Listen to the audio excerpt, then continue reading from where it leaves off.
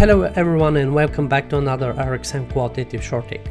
My name is Valentin Hristev and today I'll be talking about Kubernetes imagePullPolicy. Let's jump on it. So here we have a Kubernetes cluster. Inside that cluster we have a control plane and a data plane. Inside the control plane is all the components needed to Kubernetes to run. Inside the data plane is all the components needed to service to run. Here we have a worker node. Inside the worker node we have the kubelet. And the kubelet is our captain of the ship. From Kubernetes point of view, when you create a pod, the kubelet is going to instruct the container runtime to create a container inside that pod. But before we can create this container, we need to have an image. So the container runtime is going to go to the registry and pull that image. For example, this can be a Docker Hub. And after the image is pulled, we're going to create a container. So let's go to our hands-on so that we can see how the image pulling works. Here I prepare for you a single Kubernetes cluster, a single node, and here I prepare for you a pod.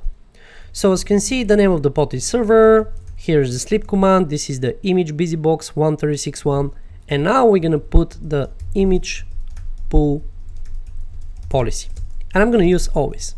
So there are three different image pull policy. Always is gonna always pull the image and is checking the digest. Never gonna pull the image, so it needs to be in the worker node to use it. Or if it's not present, is when it's gonna check the image if it's on the worker node and is gonna use it. If it's not there, it's gonna pull it.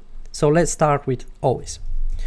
So here we have the pod, so I'm gonna apply that pod. But before I hit the enter, I open another two sessions to this worker node, and over here I'm going to use the journal so I can watch for the kubelet service walks and the container D.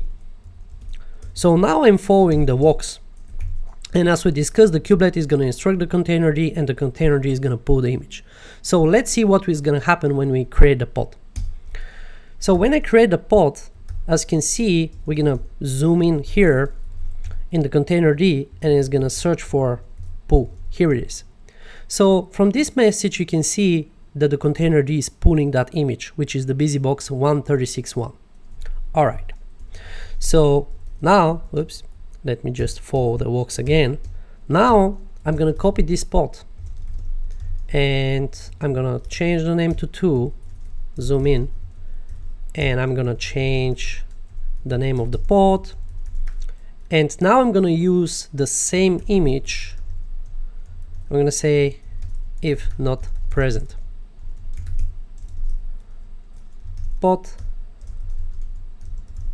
2, I'm going to apply that and I'm going to watch what is going to happen.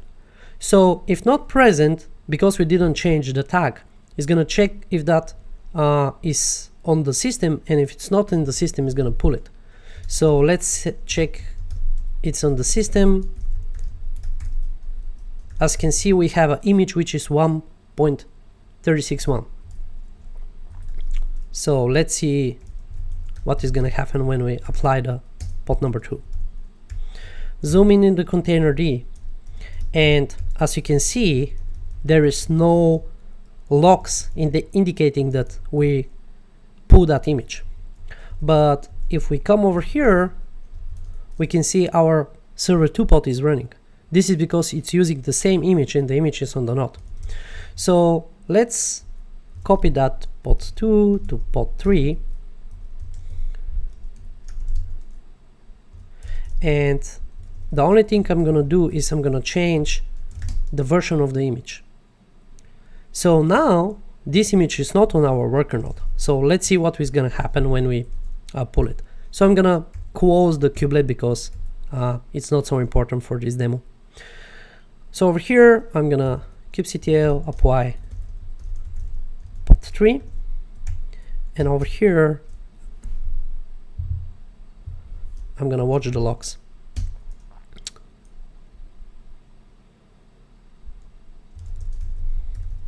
I need to change the name and apply it again.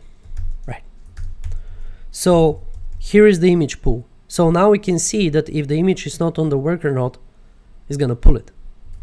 All right, and the last one is to use the never.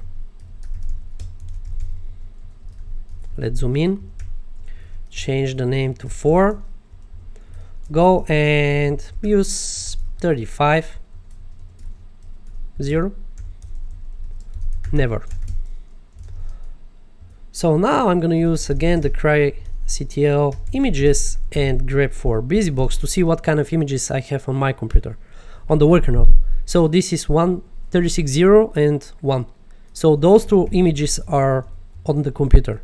And in the pod 4, we're using 35.0.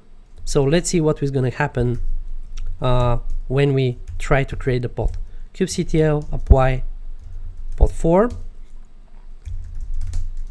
And now, as you can see, pod 4 is in the situation with error image never pull. If we see the kubelet events, we can see failed to pull the image and never pulled. So here, as you can see, the container image busybox 135 is not present with pull policy to never. So now what we can do here, as you can see, it's never going to be pulled, is to pull it ourselves. So I can grab again the name of the image, right? And I can say cry.ctl pull, and I'm gonna pull the image myself. So now I'm pulling the image, right? And when I see the pods, very soon the container runtime is gonna realize, oh, this image is right now on the computer, let me create this pod, and here it is. The pod is created after a couple of seconds because the image is on the worker node. So this is how the imagePullPolicy works. If you want to learn more, you can jump on our website rxm.com and you can check out our courses. We have more than 200 courses, and you can use our course builder. So inside the course builder, you can build your own course. For example, it can be 1 day to 5 days. And you can say, oh, the first day I want to learn more about deployments, application configurations, namespaces, and day 2 I want to jump on microservices, right? Or Kafka or Helm. So you can basically build your own course. Thank you for watching and see you next time.